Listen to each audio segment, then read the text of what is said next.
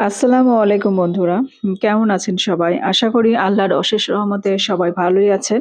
তো কাছে বা দূরে যেখান থেকে আমার এই ভিডিওটি দেখছেন তাদের সবার প্রতি শ্রদ্ধা এবং ভালোবাসা জানিয়ে নতুন একটি ভিডিও শুরু করছি। তো আশা করি ভালো লাগবে। পুরো ভিডিওটি দেখবেন। তো আজকে আমি রান্না করছি। তো আজকে আমি যেটা রান্না করছি আরকি, তো সেটা দেখেই আসলে এর কালার এবং এটা দেখেই আসলে জিভে পানি আসার মতো অবস্থা। তো এখন আমি রান্না করছি আজকে গরুর মাংসের কালা ভুনা। তো খুব অল্প সময়ে কিভাবে গরুর কালা ভুনা করা যায়, তো সেই প্রসেসটাই আজকে আপনাদেরকে আমি দেখাবো। মানে কালা ভুনা করতে গেলে আসলে দীর্ঘ সময় লাগে। প্রায় ৩ থেকে ৪ ঘন্টা সময় লাগে। তো আমি এখানে ১ ঘন্টায় কিভাবে গরুর মাংসের কালা ভুনা রান্না করে দেখালাম। তো সেটাই দেখুন আপনারা। তো আমার এই রান্নার প্রসেসটা যদি আপনারা ফলো করেন তাহলে গরুর মাংসের কালা ভুনা খেতে কোনো ঝামেলাই হবে না। খুব সহজে কালা ভুনা তৈরি করে নিতে পারবেন। তো ১ম এ আমি কড়াইতে ৪-৫ টা পরিমাণে লবঙ্গ দিয়েছি এবং ৪-৫ টা তেজপাতা দিয়েছি। আ তারপরে তেলের ভিতরে গরম করে নিয়ে আমি ১ কাপ পরিমাণে পেঁয়াজ কুচি দিয়েছি। পেঁয়াজ কুচিটাকে হালকা একটু ভেজে নিলাম। একটু ব্রাউন কালার করব না আরকি। হালকা একটু ব্রাউন কালার আসবে। সেই পর্যায়ে আমি দিয়ে দিলাম ১ কেজি পরিমাণে গরুর মাংস। আমি আগে থেকে রেগুলার পিস করে কেটে ধুয়ে পরিষ্কার করে রেখেছিলাম। তো সেই গরুর মাংসটাই এখন আমি দিয়ে দিচ্ছি। আর এখন আমি একে, একে গুঁড়া মসলাগুলো দিয়ে নিচ্ছি। আমি এখানে দিচ্ছি পরিমাণ মতো শুকনো মরিচের গুঁড়া।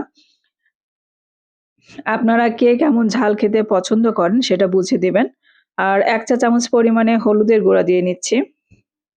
১/২ চা চামচ পরিমাণে গোলমরিচের গুঁড়া, ১/২ চা চামচ পরিমাণে সাদা এলাচের গুঁড়া, আর আদা, জিরা এবং রসুন আমি একসঙ্গে যে বেটে রাখি সেই বাটা মসলা থেকে আমি এখানে দিয়ে দিচ্ছি ৫ থেকে ৬ চা চামচ পরিমাণ। আর যদি আপনারা মেজারমেন্ট কাপ দিয়ে মেপে দিতে চান তাহলে সেখানে 1/3 কাপ পরিমাণে বাটা মসলাটা আপনারা ব্যবহার করতে পারেন। তো ওই যে দেখতে পাচ্ছেন আমি মাংসটাকে ভালো করে কষিয়ে নিচ্ছি। আর লবণটা দিতে আমি ভুলে গিয়েছিলাম। তো এখানে আমি পরিমাণ মতো লবণ দিয়ে নিচ্ছি। লবণ দিয়ে নিচ্ছি এখানে ২ চা চামচ পরিমাণ। লবণটা দেওয়ার পরে দেখতে পাচ্ছেন এই যে পানি মাংস থেকে যথেষ্ট পরিমাণে পানি বের হয়েছে। তো আমি একটু নাড়াচাড়া করে কষিয়ে নিচ্ছি মাংসটা। কষাতে, কষাতে দেখবেন মাংসটা কিন্তু কালারটা চেঞ্জ হতে থাকবে অর্থাৎ খয়েরি কালার হতে থাকবে। সে পর্যায়ে আমি একটা টিপস দিব। সেই টিপসটা যদি আপনারা ফলো করতে পারেন তাহলে আপনার কালা ভুনা করতে ৩-৪ ঘন্টা সময় লাগবে না। সেখানে আপনি ১ ঘন্টায় অনায়াসে কালা ভুনাটা তৈরি করতে পারবেন। আর কালা ভুনাটা রান্না করার সময় আপনারা চেষ্টা করবেন অবশ্যই একটু সরিষার তেল দেওয়ার জন্য। সরিষার তেলটা দিলে কালা ভুনার টেস্টটা অনেক ভালো আসে। তো আমি এখানে সয়াবিন তেল এবং সরিষার তেল ২ টার সমন্বয়ে রান্না করছি। এই যে দেখতে পাচ্ছেন মাংসটা কষাতে, কষাতে কালারটা কিন্তু ধীরে, ধীরে চেঞ্জ হতে শুরু করেছে। আর বন্ধুরা আপনাদের এই ভিডিওটি দেখার পরে, এই রেসিপিটি দেখার পরে কোথাও কোনো অংশ যদি আপনাদের ভালো লেগে থাকে, তাহলে প্লিজ একটা সাবস্ক্রাইব করবেন এবং বেল আইকনে ক্লিক করে পরবর্তী ভিডিও দেখার জন্য আর এই যে টিপসটার কথা আমি বলেছিলাম, সেটি হচ্ছে সয়া সস। আপনার ডার্ক সয়া সস। এই সয়া সসটা আমি ১ চা চামচ পরিমাণে দিয়ে দিলাম এই মাংসের ভিতরে। মানে কষানোটা যখন আপনার আ এরকম দেখতে পাচ্ছেন খয়েরি কালার চলে আসবে, তখন কিন্তু আপনি এই সয়া সসটা ব্যবহার করবেন। তো এই সয়া সসটা যদি আপনি ব্যবহার করেন তাহলে আপনার কালা ভুনাটা কিন্তু কালা ভুনার যে কালারটা আ কালো, কালো একটা কালার সেটা কিন্তু খুব তাড়াতাড়ি চলে আসবে এবং এর মাংসের ভিতরে যে জুসিনেস একটা ভাব, সফট ভাব সে ভাবটাও থাকবে এবং কালা ভুনাটাও মাংসের কালারটা কালো, কালো হয়ে আসবে। তো আমার রেসিপির কোথাও কোনো অংশ যদি আপনাদের ভালো লেগে থাকে তাহলে প্লিজ একটা সাবস্ক্রাইব করবেন এবং বেল আইকনে ক্লিক করে রাখবেন যেন পরবর্তী ভিডিও ছাড়ার সঙ্গে, সঙ্গে পৌঁছে যায় সবার আগে আপনার কাছে। আর যদি বেশি ভালো লাগে থাকে তাহলে প্লিজ ফ্যামিলি এবং ফ্রেন্ডসের মাঝে শেয়ার করে দিবেন। আপনাদের ভালোবাসায় এবং উৎসাহই আমাকে অনেক দূর এগিয়ে নিয়ে যেতে পারে। তো আপনারা সাপোর্ট করবেন।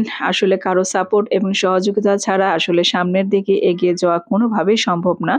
তো আপনারা আমাকে যেভাবে সাপোর্ট করছেন, আ আমার এই নতুন এই চ্যানেলটাকে, আমি তো আসলে খুবই ছোট এবং নগণ্য একজন মানুষ। তো আমাকে আমার রান্নাগুলো আপনাদের কাছে ভালো লাগছে এবং আমার কথাগুলো হয়তো ভালো লাগছে কিনা জানি না। তবে যাই হোক, আপনারা যে আমাকে সাপোর্ট করছেন, আমার পাশে আছেন, সেজন্য আমি অনেক খুশি। তো এই যে মাংসর কালারটা দেখতে পাচ্ছেন, আ একটু খয়েরি ভাব কিন্তু চলে আসছে। আর দেখতে পাচ্ছেন আমার কড়াইটা কিন্তু আমি চেঞ্জ করে নিয়েছি। আ আপনারা ননস্টিকের কড়াইতে চেষ্টা করবেন এই কালা ভুনাটা রান্না করার জন্য। আমি সাদা একটা কড়াইতে রান্না করেছিলাম। তো সেখানে লেগে যাচ্ছিল বারবার। তো তার জন্যই কিন্তু আমি কড়াইটা চেঞ্জ করে নিয়েছি। তো আপনারা ১ম থেকেই চেষ্টা করবেন ননস্টিকের কড়াইতে রান্নাটা করার জন্য। আর আমি যেহেতু একটু রসুন খেতে পছন্দ করি মাংসতো, তো সেজন্য গোটা যে বড় রসুনগুলো আছে, সেই রসুনগুলা কিন্তু আমি ১ মুঠ দিয়ে দিলাম।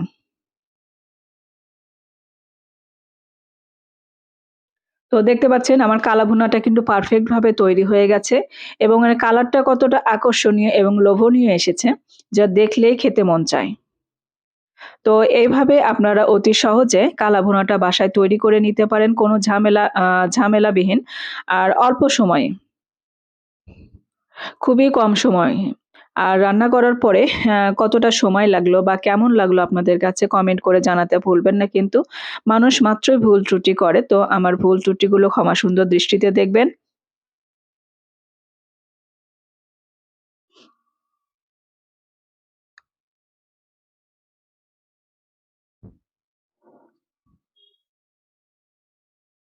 আরো যদি কোনো নতুন রেসিপি আপনারা দেখতে চান খুব সহজভাবে, তো আমাকে কমেন্ট করে জানাতে পারেন। আমি খুব সহজভাবে এবং ঘরোয়া মসলায় কিভাবে রান্না করি সেগুলো আপনাদেরকে দেখানোর চেষ্টা করব।